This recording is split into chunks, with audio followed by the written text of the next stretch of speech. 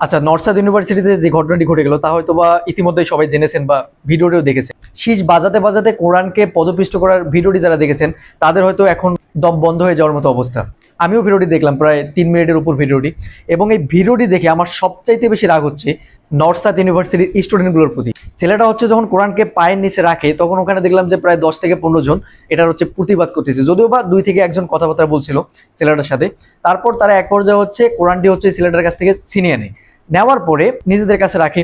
তারপরে ছেলেটা আবার জোর জবরদস্তি করে হচ্ছে তাদের কাছ থেকে কোরআনটা ছিনিয়ে নেয়। নেওয়ার পরে ওখানে যে 10 থেকে 15 জন ছিল ওদেরকে মাদার ফাকার বলে গালি দেয়।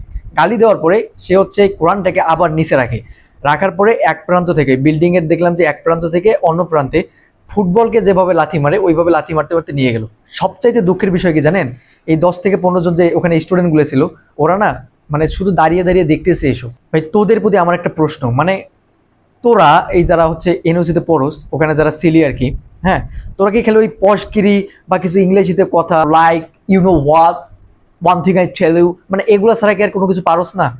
মানে তোরা মানে মানে তোরা কি রক্ত মাংসের মানুষ? তোরা ওই সিচুয়েশনে কিভাবে নিজেদেরকে কন্ট্রোল করছিস যেখানে তোদেরকে গালি পর্যন্ত দিস?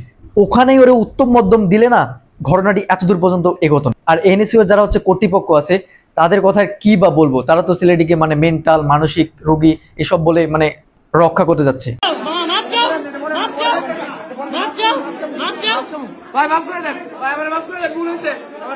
ভাই এই ভিডিওটা দেখে মানে কোন অ্যাঙ্গেল থেকে মনে হচ্ছে যে এই ছেলেটা পাগল? ভাই আমার কথা হচ্ছে সে যদি মানসিক রোগী হইতো তাহলে সে রিহ্যাবে থাকতো, মেন্টাল হসপিটালে থাকতো।